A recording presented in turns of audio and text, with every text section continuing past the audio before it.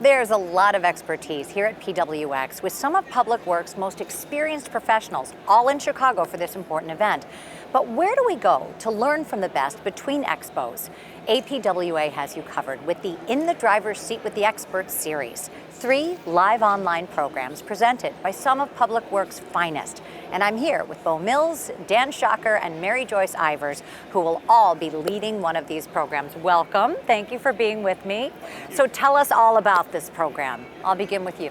This program is the first this year, and it's getting a conversation going with another moderator that we work with in the Public Works Association, just to talk about our Public Works experiences, what we've learned, how we can help promote Public Works, tell our story, and make a difference to our future leaders in the Public Works profession for our communities. So Bo, how was it born? Was it from feedback from members prior to this? I do think so, and APWA's staff helped develop the program and put it together.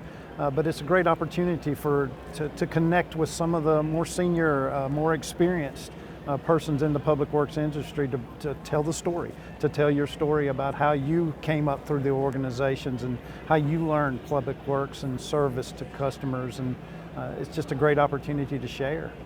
Dan, for those who attend, what do you hope they take away from it? We hope they take away that leadership cares about the people that are coming up in the organization. We really want to help that next generation of leaders as they come along, even if we can just give them simple feedback on how to go about asking the right questions or meeting the right people, and not only in your local agency, but also nationally as part of APWA. It's a great organization to belong to, and you can get a lot of important contacts throughout your career at being at these events and also listening in on our conversations. So how did you all get involved with this program, and how do you recruit more people as well? For me, I was asked to be involved when we were in Grand Rapids for the snow conference this year. APWA staff approached me, talked to me about the ideas that they were thinking about, and it was just something that came natural to me because as I was the chair of the Winter Maintenance Committee for APWA for 7 years, so it seemed like just natural progression just to share what I had learned and people that had helped me along the way. So I thought it was just a great way to give back to the organization. Yeah, I've received an invitation from staff to be a part of it. I was reaching my retirement, and there'd been some announcements about my retirement, so they wanted to kind of capture some of the things that I know and share with the persons that are coming up through the organization and coming up through APWA. I was very honored to get And they want to keep you in the fold. And how about you? My great Public Works Director, Ron Calkins, who's also a past president, was a mentor.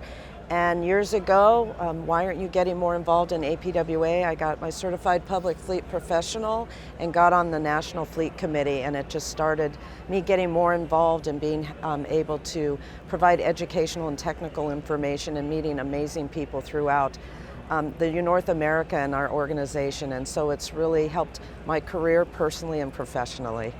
Okay, so now we want our viewers to get to know you a little better. So we're going to do a little bit of a rapid fire question and answer. So what was your first job in Public Works? My first job was specifications writer for Fleet and Facilities. Construction. I worked for a construction company actually installing the infrastructure. My first job was an equipment operator at Dead Horse Airport in northern Alaska. And what do you think you did differently from anyone else?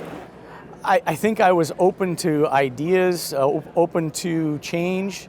I was young in my career, so I just wanted, basically, I was looking for a steady paycheck with benefits, and that came along at just the right time because I was moving out of the construction field. I was tired of not being home with my family, so that was a trade-off. I traded off some paycheck money for quality of life with my family, so just looking for that, and it's been a great career for me. I was a sponge. I loved everything about our business, everything that we were doing, from the trucks and the equipment and the pipes and the people, and just serving customers.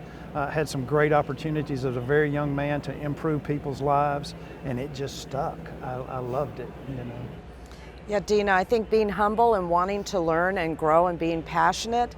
I was out working in the field with our equipment operators or our fleet mechanics and learning what they do and what equipment do you need to make your job easier and better to deliver better services.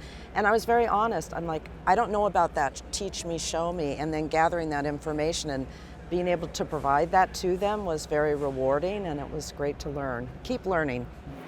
And as you gained that knowledge and experience and moved up in the leadership, what do you think your biggest challenge was?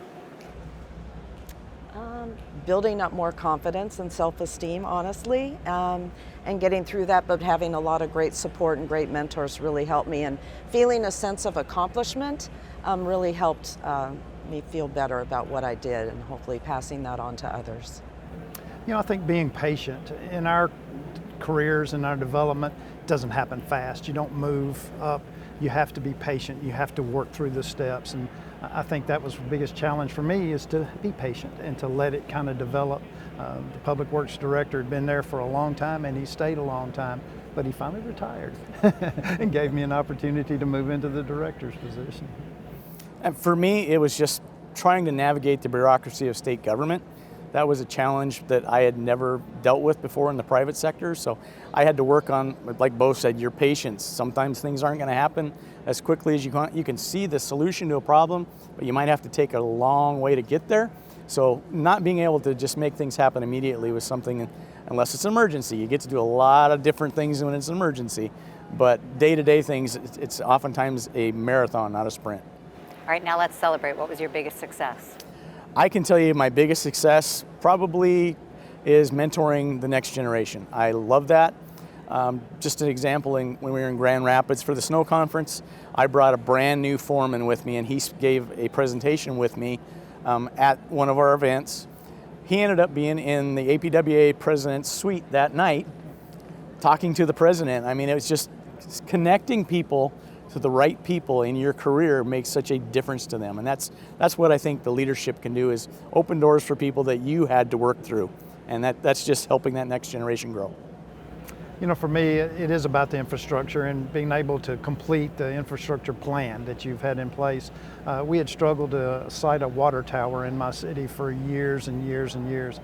I finally got that dude built, and we have it in the air, and we have the water that we need for our city. So it was a success for me, because I knew that was instrumental to keeping this community safe and keeping the water supply where it needed to be, and finally achieved that goal. So. And Bo was honored they'd named that water tower after him on his retirement. Oh, I love That's it. awesome. I have a water tower with my name on it. My greatest success, besides my son and daughter, is being able to help mentor and help with succession plan. When I plan to retire in a few years, I still love what I do. I have a person behind me for succession plan. And our new president, Vic Bianis, he helped follow in my footsteps. I followed in Bo's. So I think it's making those relationships and really taking it to heart, what we can do to be better and to help the next generation, like Dan and Bo have said. For that next generation, in one word, what does it take to lead in public works? Integrity. Example. Honesty. All right, what do you love most about your job? The people that we serve and the people we work with. I can tell you, I'm getting close to retirement as well. That is one thing I will miss, is the people we work with and the people we serve, just because we impact people in our communities every day. Nobody else gets to say that. Police and fire, they're there when they're needed, but we have people out there plowing the roads, fixing the water lines, making sure everything works, cleaning up the trash every day. So I feel like we are an instrumental part of making the lives of our community members better. Helping people, the same story. Being able to help. A lady can call and say, garbage got missed, or my sewage is backing up, and I can get somebody there to help them. And that's always been very rewarding for me. The theme of PWX is people, purpose, and presence, and missing all of that. And having people call, like Bo said, or Daniel, and saying, hey, can you give me information on this? And I'm happy to provide it and be a resource for people to make things better and improve our communities. So for all the unsung heroes, we are singing today the praises of Public Works. Thank you all for being here. Thank you, Dina. Thank you.